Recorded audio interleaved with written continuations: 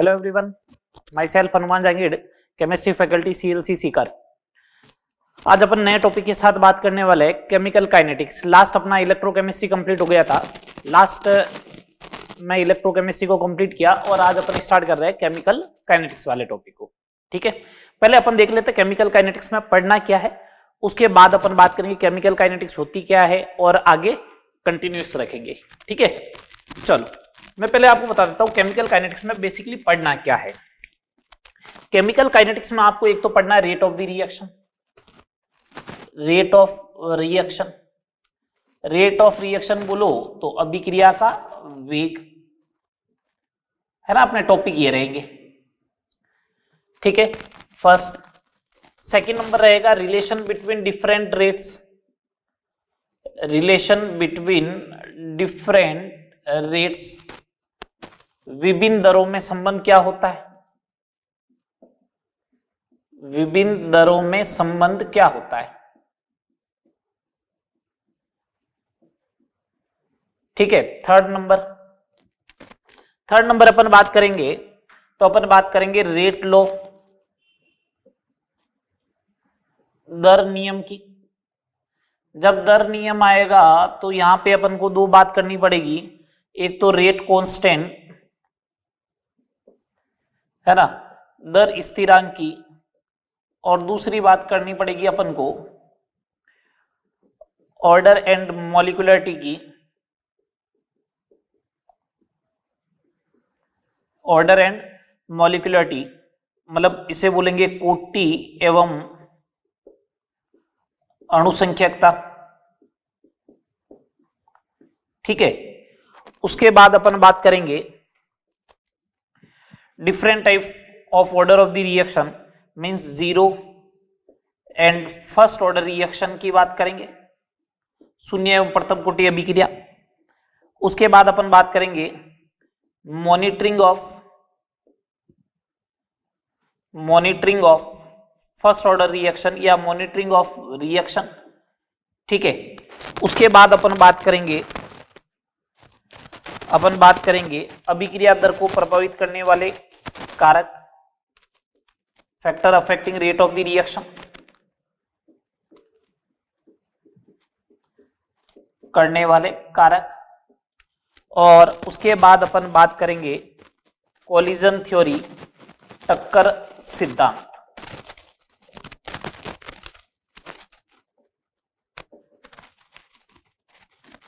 ये बात करने वाले सारे, ये मेजरली इसके अंदर 9-10 टॉपिक है, अपन इनकी बात सारी करनी है अपन को। ठीक है, मेजर ये टॉपिक मैं आपको बार बार एक बोल रहा हूं, देखिएगा रेट रेट रेट वर्ड लिखा हुआ आएगा हर जगह। इसका मतलब इसके अंदर जो सबसे इंपॉर्टेंट टॉपिक जो है इस पूरे चैप्टर के अंदर वो है रेट। इसके अंदर सबसे इंपॉर्टेंट टॉपिक क्या है, रेट है। चलो अपन बात करते हैं, स्टार्ट करें। ठीक है, चैप्टर को तो देखो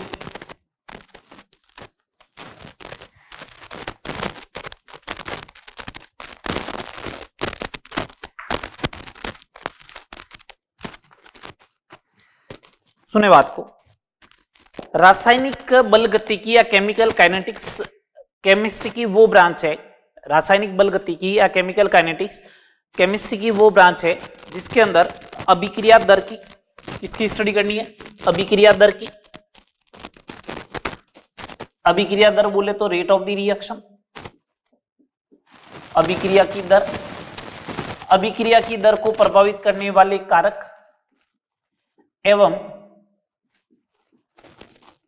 करने वाले कारक एवं अभिक्रिया की क्रियाविधि का अध्ययन किया जाता है। ठीक है, केमिस्ट्री की वो ब्रांच है जिसमें अभिक्रिया की दर को प्रभावित करने वाले कारक और किसकी स्टडी की जाती है, अभिक्रिया की क्रियाविधि का अध्ययन किया जाता है। उसी को अपन क्या बोलते हैं, केमिकल काइनेटिक्स बोलते हैं। तो अपन को बेसिकली पढ़ना क्या है, रेट को अफेक्ट करने वाले फैक्टर, और third number mechanism of the reaction. ठीक है, बात चले आगे। अब सुने बात को, ये जो अभिक्रिया की दर होती है, अभिक्रिया की दर के आधार पर जो है, इसके आधार पर जो है वो अभिक्रिया जो होती है वो 3 टाइप की होती है। अभिक्रिया की दर के आधार पर अभिक्रिया के जो प्रकार होते हैं वो 3 टाइप के होते हैं। एक तो रिएक्शन जो होती है वो होती है वेरी फास्ट, ठीक है, मतलब तीव्र अभिक्रिया बोलते हैं जिसे अपन, तीव्र अभिक्रिया। एक जो होती है वो होती है मंद अभिक्रिया, और एक जो होगी वो होगी मॉडरेट रिएक्शन बोल सकते हो आप, या आप उसे बोलते हो मध्यम गति अभिक्रिया भी बोल सकते हो। ये बेसिकली इसके अंदर तीन टाइप के मैंने रिएक्शन बोल रहे हैं। फर्स्ट है तीव्र अभिक्रिया, सेकंड है मंद अभिक्रिया, और थर्ड जो है वो मॉडरेट रिएक्शन है। तीव्र अभिक्रिया ऐसी अभिक्रिया होती है, तीव्र अभिक्रिया ऐसी अभिक्रिया होती है जो नैनो सेकंड में कंप्लीट हो जाती है, सेकंड के कुछ भाग में पूर्ण हो जाती है, सेकंड के कुछ भाग में पूर्ण हो जाता है, मतलब नैनो सेकंड में हो जाती है, पलक झपकते ही रिएक्शन कंप्लीट हो जाती है। ऐसी रिएक्शन जो होती है वो आप ऐसे ले सकते हो, जितनी भी उदासीनीकरण अभिक्रिया है, मतलब आयनिक अभिक्रिया बोल सकता हूं, इसके अगर मैं एग्जाम्पल की बात करूं, आयनिक अभिक्रिया इसका एग्जाम्पल हो जाएगा। कोई अगर विस्फोटन रिएक्शन हुई है वो इसका एग्जाम्पल हो सकता है, कोई विस्फोट हुआ है, आयनिक अभिक्रिया है, वो तीव्र अभिक्रिया के एग्जाम्पल है, ठीक है बात। मंद अभिक्रिया की बात करूं, मंद अभिक्रिया जो है वो कुछ दिनों से लेके कुछ वर्षों तक पूर्ण होती है। जैसे अगर मैं बोलूं लोहे पर जंग लगना, लोहे पर जंग लगना, इसमें जो है वो बहुत टाइम लगता है, सालों लग जाते हैं, ठीक है। H2+O2 उत्प्रेरक की अनुपस्थिति में अभिक्रिया बहुत मुश्किल से होती है,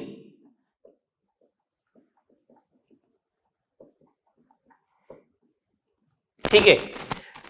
और भी खूब सारी रिएक्शन है, मैंने दो एग्जांपल लिखे, लोहे पर जंग लगना है, H2+O2 की रिएक्शन। अगर ऐसा बोले तो ऑयल पेंटिंग का ब्लैकिंग होना,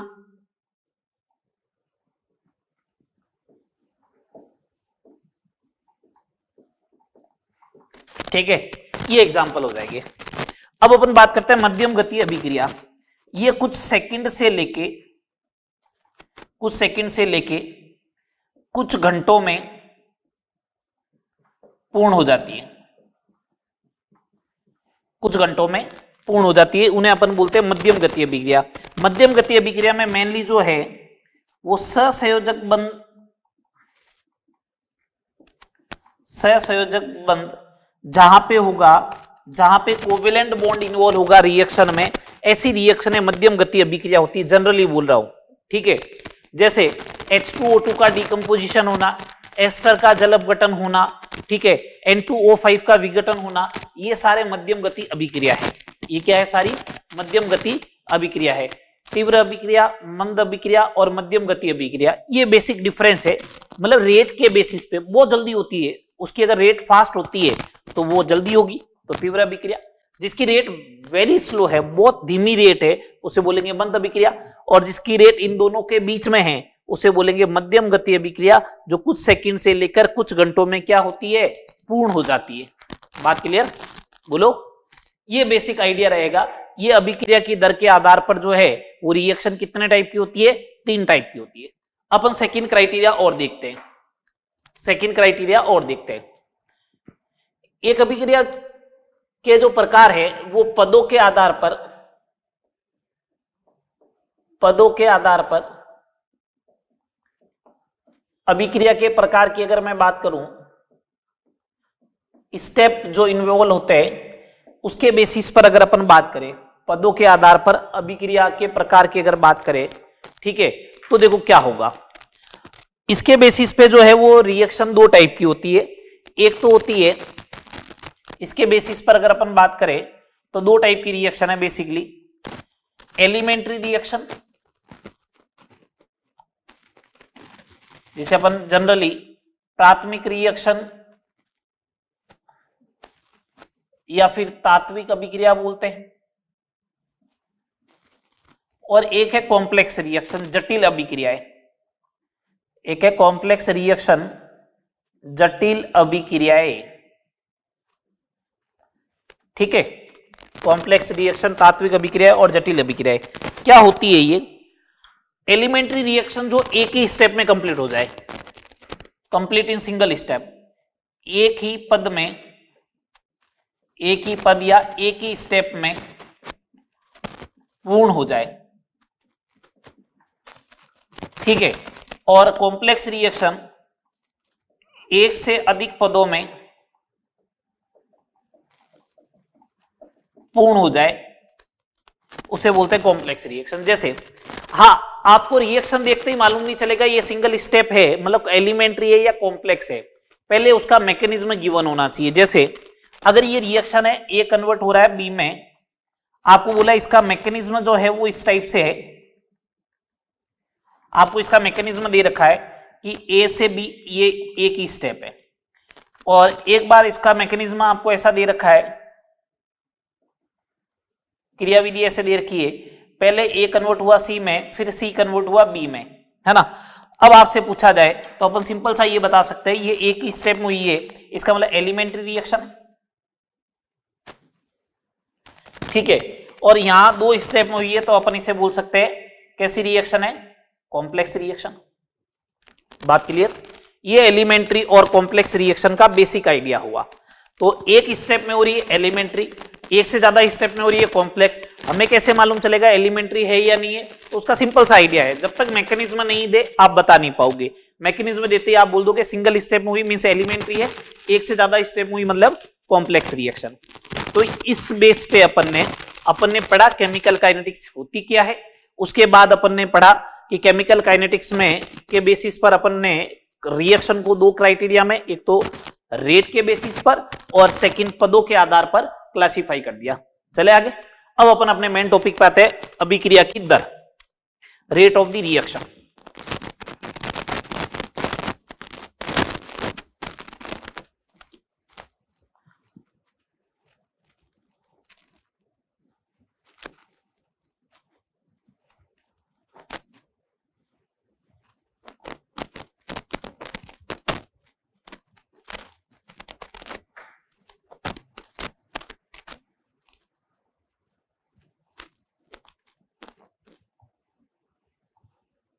चलो देखो इधर आप,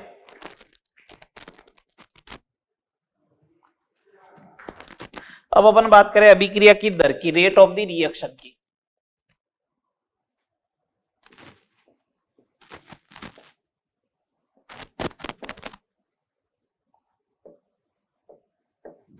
ठीक है, दो समझो बात को, क्या होती है rate of the reaction. First number point बात करें तो दो रेट है, रेट का मतलब चेंज होना, चेंज पर यूनिट। अब एक्चुअल में क्या है, यहां पे अपन एक ऑब्जर्वेशन देखेंगे तो पर यूनिट किसके रेस्पेक्ट में देखेंगे? टाइम के रेस्पेक्ट में देखेंगे। तो अपन बोलेंगे अभिक्रिया की दर जो है वो चेंज पर सेकेंड होगा। अब चेंज क्या, केमिस्ट्री में जो चेंज होगा वो या तो कंसेंट्रेशन का होगा, अगर गैस का मिक्सचर है तो प्रेशर का हो सकता है, या फिर नंबर ऑफ मोल्स का हो सकता है। तो मैं ऐसा बोल रहा हूं क्रियाकारक या उत्पाद के, क्रियाकारक ऑब्लिक उत्पाद के, उत्पाद की सांद्रता ऑब्लिक दाब ऑब्लिक मोल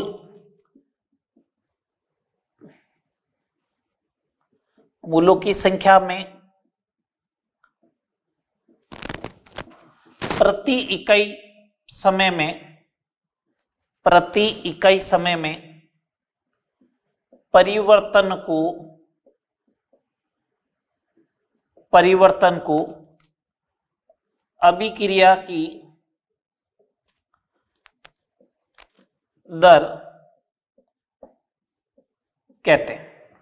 ठीक है, क्रियाकारक या उत्पाद की सांद्रता, सुन ले बात को अच्छे से, क्रियाकारक या उत्पाद की सांद्रता, सांद्रता की जगह दाब भी ले सकते हो, गैस का सिस्टम है तो मोलों की संख्या में प्रति इकाई समय में परिवर्तन को अभिक्रिया की दर कहते हैं। इसका मतलब अगर मेरे को इसका दर का फॉर्मूला लिखना है तो जनरली अपन अभी सांद्रता से रिलेटेड बात करेंगे, है ना, प्रेशर वगैरह की बाद में बात करेंगे। तो मैं ऐसा बोल दूं अभिक्रिया की दर जो है क्रियाकारक या उत्पाद की सांद्रता में परिवर्तन, उत्पाद की सांद्रता में परिवर्तन बटा समय, ये आ जाएगा। ठीक है बात। आर एवरेज की बात करूं मैं, अभिक्रिया की औसत दर की अभी आगे बात करेंगे अपन, या औसत दर की बात मत करें, अपन आगे लिखेंगे। चलो यूनिट की बात कर लेते हैं। सी पॉइंट में यूनिट ऑफ रेट, अभिक्रिया की दर की यूनिट क्या होगी? सांद्रता होती है मोल पर लीटर में, अपॉन टाइम की ऐसा यूनिट होती है सेकंड, तो उसके बेसिस पे बात करें तो मोल पर लीटर पर सेकंड, ये हो जाएगा मोल पर लीटर पर सेकंड हो जाएगा। ये अभिक्रिया की दर की यूनिट आ गई। ठीक है, ये बेसिक अभिक्रिया की दर होती क्या है, और उसके बेसिस पे अपन ने बोला कि ये होना चाहिए इसकी बेसिक यूनिट। ठीक है, अब अपन आगे बात करते हैं। अभिक्रिया की दर दो टाइप की होती है। अभिक्रिया की दर दो टाइप की होती है। एक तो होती है एवरेज रेट, औसत दर, एक होती है इंस्टेंटेनियस रेट, ये तो है औसत दर, और ये है तात्क्षणिक दर।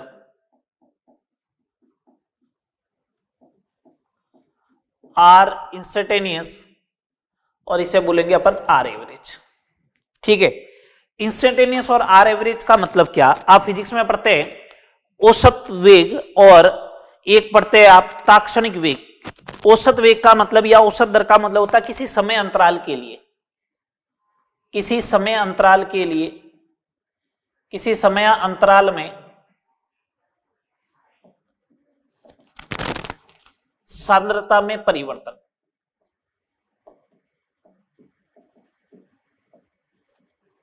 ठीक है, और इंस्टेंटेनियस रेट जो होती है, ये होती है किसी समय विशेष पर, किसी पर्टिकुलर टाइम पर, किसी समय विशेष पर अभिक्रिया का जो वेग होता है,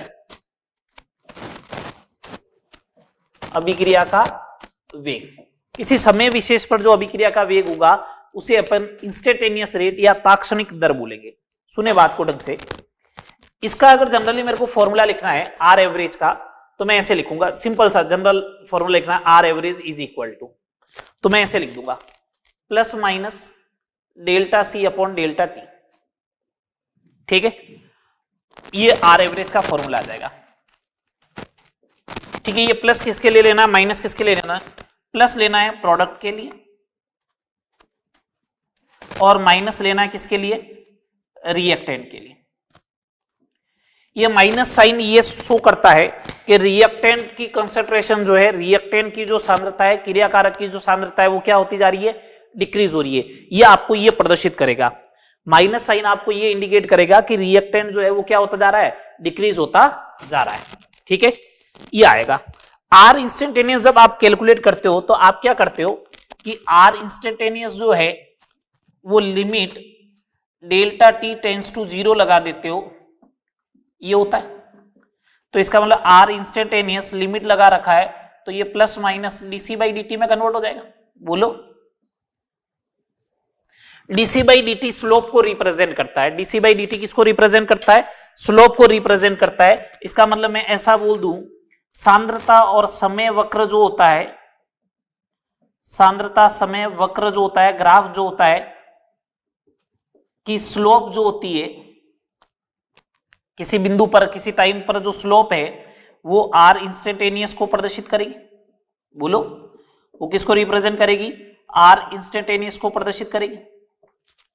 ठीक है बात। सांद्रता समय वक्र की जो स्लोप है वो किसको रिप्रेजेंट करेगी? आर इंस्टेंटेनियस को प्रदर्शित करेगी। ये आर एवरेज का फॉर्मूला हो गया या आर इंस्टेंटेनियस का फॉर्मूला हो गया। अगर मैं ग्राफिकली बात करूं, तो देखो ग्राफ कैसे बनेगा, आराम से समझिएगा। अलग अलग ग्राफ बनाते हैं। यहां कंसेंट्रेशन का है, इधर टाइम का ले रहे हैं अपन। ये ग्राफ ऐसा है मान लो, तो ये ग्राफ होगा किसके लिए? पहली बात तो अपने दिमाग में ये आना चाहिए, ये ग्राफ होगा किसके लिए? तो मैं बोल रहा हूं ये ग्राफ रिएक्टेंट का होगा। कैसे मालूम चला रिएक्टेंट का ग्राफ होगा? तो मैंने एक सिंपल सा हिंट दिया कि कि रिएक्टेंट स्टार्टिंग में मैक्सिमम होता है, जैसे जैसे टाइम स्पेंड होता जाता है रिएक्टेंट प्रोडक्ट में कन्वर्ट होगा तो उसकी कंसेंट्रेशन क्या होती जाएगी, डिक्रीज होती जाएगी। इसकी कंसेंट्रेशन डिक्रीज हो रही है, इसका मतलब रिएक्टेंट का है। मैंने एक टाइम इंटरवल लिया, ये T1 टाइम पे और ये T2 टाइम पे। ये T1 टाइम पे कंसेंट्रेशन मैंने देखी C1 है और इस T2 टाइम पे मैंने कंसेंट्रेशन देख ली ये C2 है। अब मेरे को अगर R एवरेज चाहिए तो R एवरेज चाहिएगा तो रिएक्टेंट है भैया, तो R एवरेज जो होगा रिएक्टेंट है तो minus final C2 minus C1 upon T2 minus T1। एक बात बताओ, C2 की वैल्यू कम है, C1 की वैल्यू ज्यादा है, तो ये डिफरेंस माइनस आएगा, माइनस माइनस क्या हो जाएगा प्लस, इसका मतलब रेट पॉजिटिव आएगी पहली बात तो ये। चलो अब मेरे को किसी पर्टिकुलर टाइम पे इस वाले टाइम पे यहां पे जैसे मान लो यहां पे मेरे को कैलकुलेट करना है कि इंस्टेंटेनियस रेट क्या आएगी टी टाइम पे। तो मैं पहला काम एक करूं, यहां पे एक टेंजेंट ड्रॉ करूं ये इस टाइप से, ठीक है, ये टेंजेंट ड्रॉ की इस वाले पॉइंट पे। और अब मैं इसका क्या करूं, ये स्लोप देखो, अगर मैं ये स्लोप चेक करता हूं यहां पे, तो ये स्लोप चेक करता हूं तो ये हो जाएगा क्या dc और ये हो जाएगा dt। तो यहां पे टेन थीटा जो बनेगा वो क्या बनेगा dc बाई dt, और स्लोप जो होता है वो किसको रिप्रेजेंट करता है, इंस्टेंटेनियस रेट को। ये तो रिएक्टेंट के लिए बात होगी। प्रोडक्ट के लिए ग्राफ जो आएगा मैं आपको बस हिंट दे देता हूं, बाकी मैंने सारा यहां पे कैलकुलेट कर लिया। प्रोडक्ट के लिए जो ग्राफ आएगा वो ऐसा आएगा, ये प्रोडक्ट का ग्राफ है टाइम के साथ, ये कंसंट्रेशन है और ये आपके लिए टाइम हो गया, और ये ग्राफ किसका है, प्रोडक्ट का है। आप कैलकुलेट कर ले सब कुछ सेम आएगा, ठीक है। तो ये ग्राफिकल रिप्रेजेंटेशन हो गया इक्वेशन का। बोलो, तो ओवरऑल कंक्लूजन ये निकला, रेट क्या होती है, रेट जो होती है वो सांद्रता में परिवर्तन बटा लगा समय होगी। रेट हमेशा पॉजिटिव होगी, तो पॉजिटिव होगी तो एक बात करें ना, प्लस माइनस का साइन की झंझट हमारी छोड़े अगर अपन, और अपन सीधा ये बोल दे, अपन सीधा एक सिंपल सी बात ऐसा मैं बोल दूं, सुने कि हमेशा रेट पॉजिटिव लानी है तो बड़े में से छोटे को भी माइनस करें तो रेट अपना आप ही पॉजिटिव आएगी। अगर बड़े को छोटे में से माइनस करोगे तो हमेशा वैल्यू क्या आएगी, पॉजिटिव, तो रेट अपना आप ही पॉजिटिव बन जाएगी, पहली बात, ठीक है। इंस्टेंटेनियस रेट समझ में आ गया और आर एवरेज समझ में आ गया आपको। चलो अब अपन बात करते हैं डिफरेंट रेट में रिलेशन की, अब अपन बात करते हैं डिफरेंट रेट में रिलेशन की, और उसके बाद अपन करेंगे इनसे रिलेटेड प्रॉब्लम। सुनना बात को,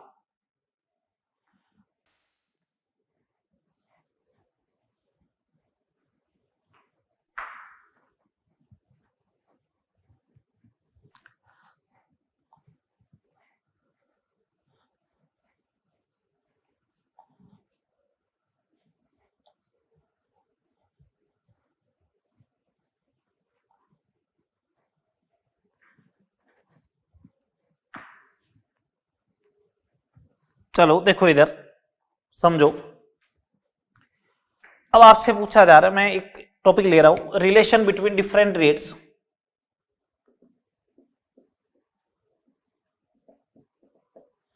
विभिन्न दरों में संबंध क्या होगा, ठीक है। चलो अपन एक सिंपल सा एग्जांपल लिया, मैंने एक एग्जांपल ले लिया, जैसे m1a प्लस m2b कन्वर्ट हो रहा है n1c प्लस n2d। मैं क्या लिख रहा हूं, आर एवरेज जो होगा वो ये होगा, आर एवरेज जो स्टोइकियोमेट्रिक कोफिशिएंट है उससे डिवाइड कर दो, 1/m1 R A, 1/m2 R B, 1/n1 R C, 1/n2 R D. जो स्टोइकियोमेट्रिक कोफिशिएंट है उससे डिवाइड कर दो, बस ये काम करना है, और ये आपस में सारी क्या हो जाएगी, बराबर हो जाएगी, ये आर एवरेज हो जाएगी। ये तो आर एवरेज आ गया। आर ए क्या है यहां पे, आर ए जो है ए के विलुप्त होने की दर है, डिसअपीयरेंस होने की दर है, और विलुप्त होने की दर को अपन किससे लिखते हैं, माइनस से, और ये किसके बराबर होगी, R A is equal to minus del, आप या तो डेल्टा, ये बोलो, है ना। आर बी जो है वो बी के विलुप्त होने की दर है, बी के विलुप्त होने की दर है। तो बी के विलुप्त होने की दर है तो R B is equal to minus का delta of the B upon delta T. R C क्या है, सी के बनने की दर, सी के बनने की दर है तो आर सी बराबर delta of the C upon D T, positive आएगा, लिखा था प्रोडक्ट के लिए। और आर डी जो है वो डी के बनने की दर है, अपीयरेंस की रेट है, तो उस कंडीशन में R D is equal to delta of the D, ये आएगा। सही बात। अगर मैं ये वैल्यू सारी वहां पुट कर दूं ले जाके, अगर ये वैल्यू पुट करता हूं तो देखो क्या बनने वाला है, R average is equal to 1/m1 minus delta of the A upon D T 1/m2 minus delta of the B upon delta T 1/n1 delta of the C upon delta T is equal to 1/n2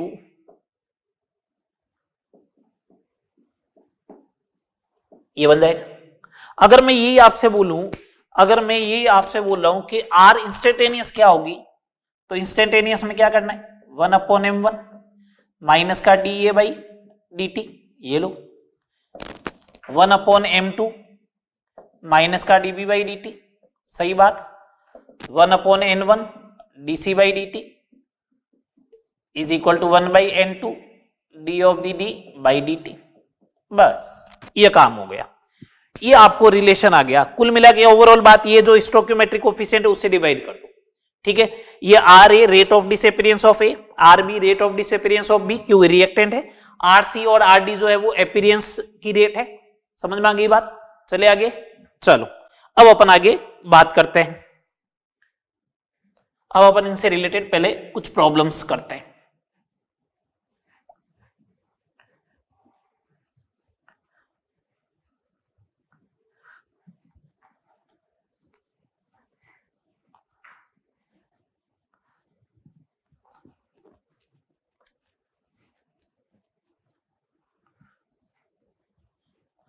चलो अब अपन इनसे related problem करते हैं। Problem करेंगे तभी अपन को समझ में आएगा। मैंने फर्स्ट नंबर प्रॉब्लम दी आपको, ये ए कन्वर्ट हो रहा है प्रोडक्ट में, ठीक है, ये एक रिएक्शन है। मैंने बोला कि 10 मिनट में ए की सांद्रता 10 मोल पर लीटर से 4 मोल पर लीटर हो जाती है, 10 मोल पर लीटर से 4 मोल पर लीटर हो जाती है। तो अभिक्रिया की औसत दर ज्ञात करो। औसत दर मोल पर लीटर पर सेकंड में ज्ञात करो। मोल पर लीटर पर सेकंड में ज्ञात करो। सिंपल सा क्वेश्चन है, समझे बात को। मैं एक काम करता हूं, पहले एक काम करते हैं, rate of disappearance of A calculate कर लेते हैं। रेट ऑफ डिसअपीयरेंस ऑफ ए, मैं तो कह रहा हूं बड़े में से छोटा माइनस करना, 10 - 4। अपन से पूछा क्या जा रहा है, पर लीटर पर सेकंड में। ये 10 मिनट है तो इसको 60 का मल्टीप्लाई कर दे, 6/600 0.01 मोल पर लीटर पर सेकंड।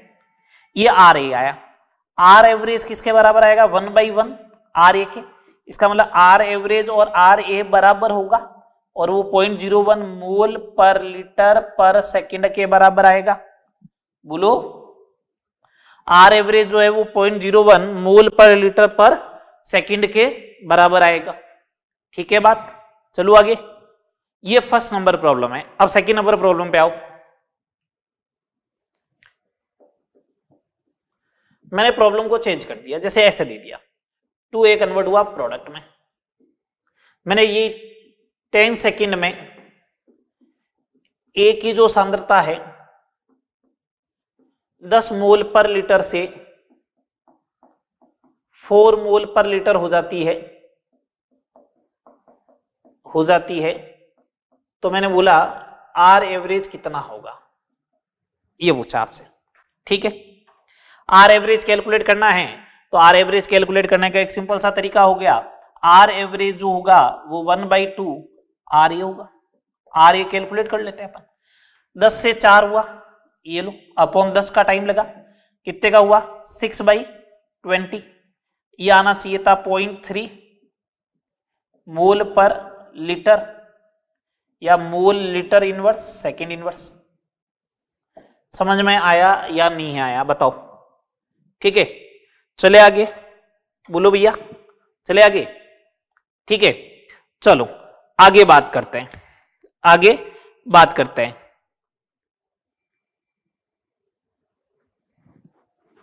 थर्ड नंबर प्रॉब्लम, अगर मेरे को ऐसा दे रखा है, अगर मेरे को ऐसा दे दे कि N2 + 3H2 gives 2NH3 है। ठीक है, मेरे को दे दे NH3 के बनने की दर 10 मोल पर लीटर पर सेकंड है, तो H2 के विलुप्त होने की दर एवं औसत दर ज्ञात करो। ये ज्ञात करनी सिंपल सा तरीका रहेगा। अपन एक बात बोलेंगे कि आर एवरेज जो है वो ये होता है R of the N2 1/3 R of the H2 और 1/2 R of the ammonia. Ammonia के बनने की दर दे रखी है, इसका मतलब आर ऑफ द NH3 दे रखा है। ये कितना दे रखा है अपन को 10 मोल पर लीटर पर सेकेंड। मेरे से पूछा क्या है आर ऑफ द H2, तो R of the H2 3/2 R of the ammonia हो जाएगा। 3/2 इंटू 10 कितना हो जाएगा 15 मोल पर लीटर पर सेकेंड हो जाएगा। बोलो, ये होना चाहिए। ठीक है, अब मेरे से पूछा एवरेज रेट क्या होगी, तो मैं तो सिंपल सा बोलूंगा R average 1/2 R of the ammonia है, तो 1/2 into R of the ammonia हो गया 10, 5 मोल पर लीटर पर सेकेंड आ जाएगा। आर एवरेज कितना आ जाएगा 5 मोल पर लीटर पर सेकेंड। ये इस टाइप से जो है, ये इस टाइप से इसकी ये 3 प्रॉब्लम हुई। आगे और बात करते हैं। अभी तो समझ में आ रहा है ना, बिल्कुल सिंपल सिंपल सी प्रॉब्लम है।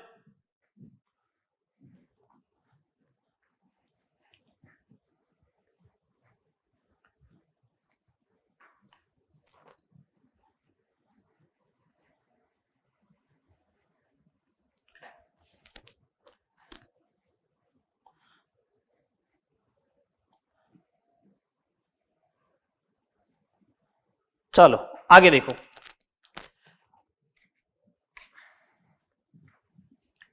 मेरे को अगर ये इक्वेशन दे रखी हो 2SO2 प्लस O2 कन्वर्ट हो रहा है 2SO3, ठीक है, इसमें SO2 के विलुप्त होने की दर जो दे रखी है, SO2 के विलुप्त होने की दर 1.28 ग्राम पर सेकंड है, तो SO3 के बनने की दर ज्ञात करो। आराम से सोच समझ के, ठीक है। अभी वो मेरे को ये बात तो कंफर्म मालूम है, ये जैसे ही देखा तो मैंने कहा आर एवरेज बराबर 1/2 R SO2 is equal to R of the O2 is equal to 1/2 R of the SO3। कुछ लोग सीधा बोलेंगे SO2 और SO3 की रेट बराबर है तो SO3 के भी 128 ग्राम पर सेकंड आना चाहिए। सुने बात को, गलत हो जाएगा। मेरे को ये तो मालूम है कि आर ऑफ दी SO2 जो है ना वो आर ऑफ दी SO3 के बराबर तो है, ये तो बात क्लियर है। सुने, आपको रेट की डेफिनेशन जब लिखवाई तो उसमें तो ये लिखवाया था ना, या तो सांद्रता में परिवर्तन होना चाहिए, या मोल में परिवर्तन होना चाहिए, या फिर जो है वो दाब में परिवर्तन होना चाहिए। यहां तो द्रव्यमान दे रखा है, तो द्रव्यमान दे रखा तो काम चलेगा नहीं। इसे पहले किस में कन्वर्ट करना पड़ेगा, मोल में कन्वर्ट करना पड़ेगा। तो आर ऑफ दी SO2 जो दे रखी है, इसको मैंने मोल में कन्वर्ट करने के लिए 64 से अगर डिवाइड किया 0.02 मोल पर सेकेंड आई, तो इसका मतलब आर ऑफ दी SO3 भी जो है वो 0.02 मोल पर सेकेंड आएगी। अब मेरे को अगर इसको ग्राम में कन्वर्ट करना है तो मॉलिक्यूलर वेट से मल्टीप्लाई कर दूं। मॉलिक्यूलर वेट कितना होता है 80, ये ग्राम पर सेकेंड हो जाएगा, ये 1.60 ग्राम पर सेकेंड। समझ में आई बात? ये आंसर हो जाएगा इसका। चले आगे, बोलो। अब अगर मेरे को ऐसा लिख रखा है 5th नंबर प्रॉब्लम में, अगर मेरे को इस टाइप का कोई दे रखा है, क्या दे रखा है, 1/2 dx by dt माइनस का 1/3 d of the dy upon dt minus का d of the z by dt, बोले कौन सी अभिक्रिया के लिए ये दर सही निरूपण है। मतलब आपको रेट लॉ दे रखा है और इस बार क्या पूछा है आपसे, ये पूछा गया है कि बताओ इसकी इक्वेशन क्या होगी, कौन सी इक्वेशन के लिए ये सही है। तो सिंपल सा एक बात सोचो, ये माइनस लिख रखा है, ये माइनस लिख रखा है, रिएक्टेंट के लिए माइनस लिखते हैं, तो रिएक्टेंट होगा कौन, y एंड z, प्रोडक्ट कौन होगा, x। तो एक काम करो, सबसे पहले इक्वेशन सेट करो, y plus z is equal to x। बात ठीक है। अब अपन ने तो एक बात समझी थी, क्या बात समझी थी, जो स्टोइकियोमेट्रिक कोएफिशिएंट होगा उससे डिवाइड होगा। यहां 2 से डिवाइड हुआ, इसका मतलब इसका स्टोइकियोमेट्रिक कोएफिशिएंट 2 है। यहां 3 से डिवाइड हुआ, इसका मतलब इसका स्टोइकियोमेट्रिक कोएफिशिएंट 3 है। यहां डिवाइड कुछ नहीं हुआ था तो इसका मतलब 1 है। तो इक्वेशन बन गई 3y plus z is equal to 2x। बोलो, ये सिंपल सी इक्वेशन बन गई। चले आगे, चले, बोलो भैया, सही है। आपको ये क्वेश्चन दे रखा है, देखिए प्रॉब्लम, देखिए आपको एक प्रॉब्लम दे रखी है, प्रॉब्लम नंबर 6। आपको प्रॉब्लम दिया है a प्लस 2b कन्वर्ट हुआ c प्लस 2d में प्रारंभिक दर minus D by D T बराबर 0 पर 2.6 इंटू 10⁻⁻² मोलारिटी पर सेकेंड है। तो t बराबर 0 पर माइनस dB बाई डी कितना होगा। सिंपल सा क्वेश्चन है ये तो, है ना, ये तो बहुत सिंपल सा क्वेश्चन है। ठीक है, देखो अभी देखते हैं। अगर अपन इसके ऊपर बात करें तो इससे रिलेटेड देखें, इसका मतलब दोनों हैं, तो मेरे को तो ये लग रहा है कि R A is equal to 1/2 R B हो जाएगा। तो R B is equal to 2 times R A होना चाहिए। ये 2 आर ए कितना दे रखा है, 2.6 इंटू 10⁻⁻², 5.2 इंटू 10⁻⁻² मोलारिटी पर सेकेंड। ये लो सिंपल सा क्वेश्चन हो गया। ठीक है, अब प्रीवियस ईयर में इससे रिलेटेड कोई क्वेश्चन आ रखा है तो अपन मैं उनकी बात कर लेता हूं, जिसे अपना ये रेट और डिफरेंट रेट्स में रिलेशन वाला जो टॉपिक है वो अपना एटलीस्ट कंप्लीट हो। ठीक है, ये कंप्लीट हो।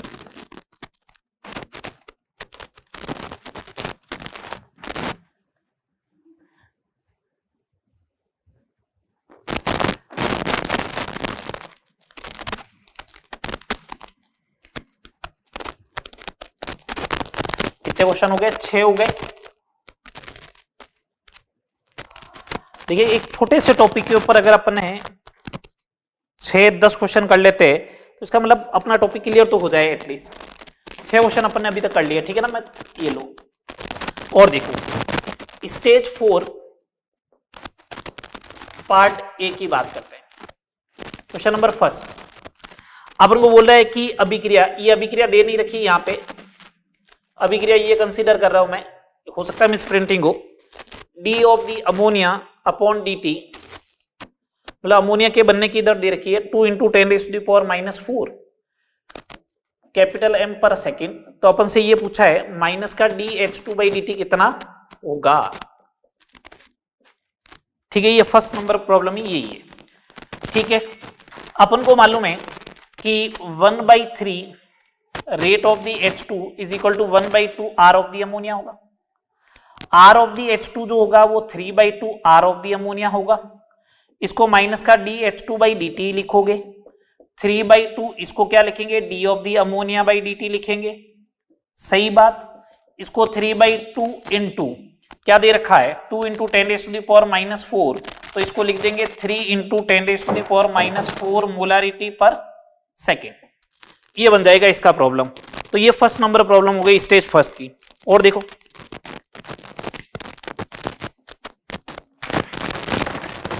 प्रॉब्लम नंबर 3 देखे।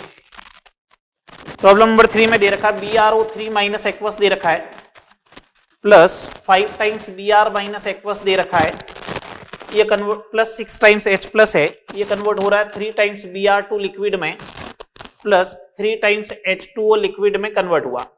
अपन से ये पूछा गया है Br2 के बनने की जो दर है, Br2 के बनने की जो दर है वो ब्रोमाइड आयनों के लुप्त होने की दर से किस प्रकार रिलेटेड है। मतलब Br2 और Br माइनस में आपको रिलेशन लेके आना है। ठीक है, सुने बात को, ये है ना। तो मैं एक ऐसे बात बोल दूं क्या, माइनस का 1/5 d of the Br minus upon dt is equal to 1/3 d of the Br2 upon dt। बस यही रिलेशन होगा। उसके अकॉर्डिंग अपना ऑप्शन मैच कराए तो d of the Br2 by dt at it is पड़ा है, मतलब d of the Br2 by dt को अकेला रख दो तो माइनस में 3/5 d of the Br minus upon क्या हो जाएगा dt। ये लो, चलो आगे देखते हैं और कौन से क्वेश्चन आए हुए इसके ऊपर।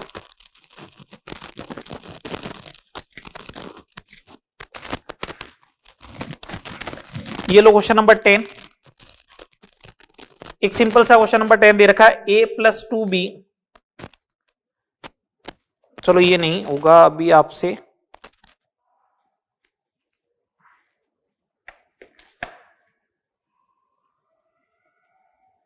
हाँ क्वेश्चन नंबर 17 ले लो।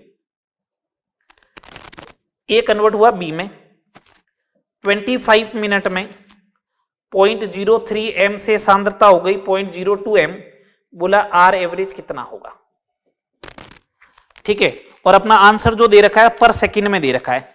किस में दे रखा है, पर सेकंड में दे रखा है, आंसर पर सेकंड में दे रखा है। तो मैं तो सिंपल सा बोलूं R एवरेज जो आएगा वो 0.01 का चेंज हुआ 25 इंटू 60, ये कितना हो जाएगा 0.01 अपॉन ये आ जाएगा, ये हो जाएगा 1/15 इंटू 10⁻⁻⁴। इसको अगर आगे और सॉल्व करना चाहते हो तो 6 पॉइंट, फिर आपका बच जाएगा 6.67 इंटू 10⁻⁻6 मोलारिटी पर सेकेंड, ये आंसर हो जाएगा। और देखो, ठीक है, और देखिएगा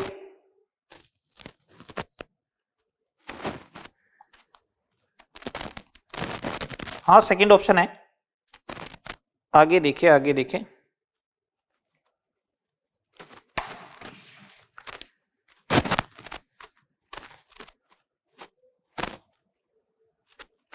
नीट 2019 में ये क्वेश्चन आया हुआ है, very good. 28 number question, N2 plus 3H2 convert to NH3 के लिए कौन सा स्टेटमेंट सही है। माइनस का d of the N2 by D T is equal to 1/d NH3 by D T, सही विकल्प कौन सा है। तो मैं तो कह रहा हूं यही सही विकल्प है। ये देख लो, रिएक्टेंट है तो माइनस आएगा 1/2 d of the ammonia by D T, यही आंसर हो गया। ठीक है, तो ये कितने क्वेश्चन हो गए, स्टेज 4 का पार्ट ए कंप्लीट, मतलब अभी तक जितना पढ़ाया है उसके अकॉर्डिंग। तो ये 6 + 4 इज इक्वल टू 10 तो मैंने आपको करवा दी प्रॉब्लम, और उसके अलावा अपन ने यहां तक पढ़ लिया कि अभिक्रिया की दर होती क्या है, डिफरेंट रेट्स में रिलेशन क्या होता है। अब अपन नेक्स्ट लेक्चर में आगे बात करेंगे कि अभिक्रिया का दर नियम क्या होगा, फिर उसके बेसिस पर अभिक्रिया का दर नियतांक क्या होगा, ऑर्डर मॉलिक्युलरिटी वगैरह इनकी बात करेंगे। ठीक है बात, चलो यहां तक करना, नेक्स्ट लेक्चर में मिलते हैं।